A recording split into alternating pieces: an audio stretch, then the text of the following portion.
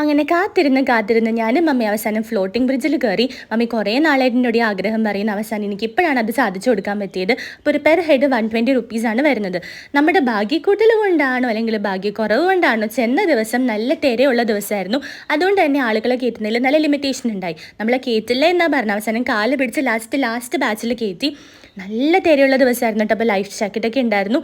Experience പറയുകയാണെങ്കിൽ പുറത്തുനിന്ന് നോക്കുമ്പോൾ ഒരു നോർമലായിട്ട് ഫീൽ ചെയ്യും. ബട്ട് നമ്മളത് കയറി കഴിയുമ്പോൾ നല്ല അഡ്വഞ്ചറസ് ഫീലായിരുന്നു. എനിക്ക് നല്ല രീതിയിൽ പേടിയായിട്ടോ. നമ്മൾ നടന്നൊക്കെ പോകുമ്പോൾ ഈ തിര അടിക്കുമ്പോൾ ഓട്ടോമാറ്റിക്കലി ഇതങ്ങ് പൊങ്ങിപ്പോവും. അതിൻ്റെ കൂട്ടത്തിൽ നമ്മളും പൊങ്ങും, ദേഹം നനയാനുള്ള ചാൻസ് ഉണ്ട്. ഫോണൊന്നും ഞാൻ പേടിച്ചിട്ട് പുറത്ത് അധികം എടുത്തിട്ടില്ല. അങ്ങനെ ഫ്ലോട്ടിംഗ് ബ്രിഡ്ജിൽ കയറി നമ്മൾ ട്രിപ്പിൾ ഹാപ്പിയായി. ഇതാണ് നമ്മൾ കയറിയ ഫ്ലോട്ടിംഗ് ബ്രിഡ്ജ്. അപ്പോൾ പിന്നെ ബീച്ച് വരെ വന്ന സ്ഥിതിക്ക് ബീച്ച് എക്സ്പ്ലോർ ചെയ്യാതെ എങ്ങനെയാണ് പോവുക? അപ്പോൾ ഞാനും മമ്മിയും കുറേ നേരം അവിടെ ബീച്ചിലൊക്കെ കളിച്ച്. പിന്നെ നമ്മുടെ കൂടെ വേറെ ആരോ ഉള്ളതെന്ന് നോക്കൂ, ലിറ്റി ഉണ്ട്, ലിറ്റിയുടെ ഹസ്ബൻഡ് ജോസേട്ടനുണ്ട്. നമ്മളൊരു കോളിഫ്ലവർ ബജിയൊക്കെ കഴിച്ച് ഹാപ്പി ആയിട്ട് വീട്ടിൽ പോയി. അപ്പോൾ ബൈ.